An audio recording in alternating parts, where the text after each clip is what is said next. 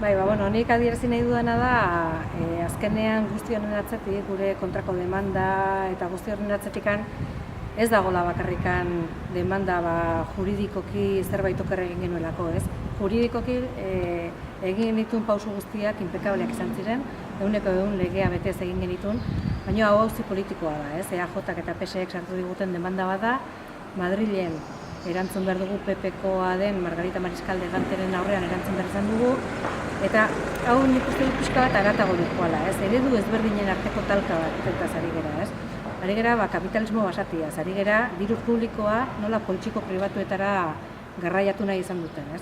Hori da guzti honen atzetik dagoena, errauste planta deitu, HTA deitu, edozein azpiegitura, diru publikoa esku pribatuetara bideratzen duena, ikutu ezin bilakatu nahi dute. Pixka bat, gure kontrako mendeku pertsonala badago, baina hortik aratago, hemendik aurrera, abisu bat, abiso navegantes edo ematea, ez? Hemendik aurrera azpiegitura estrategikotzat dituzten azpiegitura horiek ez ikutu.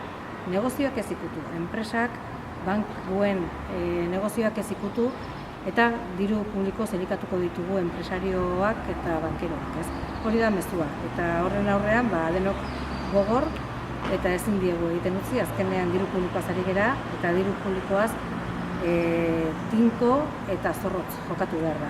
Eta behin da berriro, esan behar dugu diru publikoarekin gure kontura ez direla aberastuko. Eta hori da nik uste dut esan genuena, eta esaten jarritzen duguna, eta mezu hori bidali nahi dut, ez? Denon artean, ja ez da hondakinen gaia, ja ez da errefusia nola tratatu, hemendik pixkat urrunago jokoa gaia.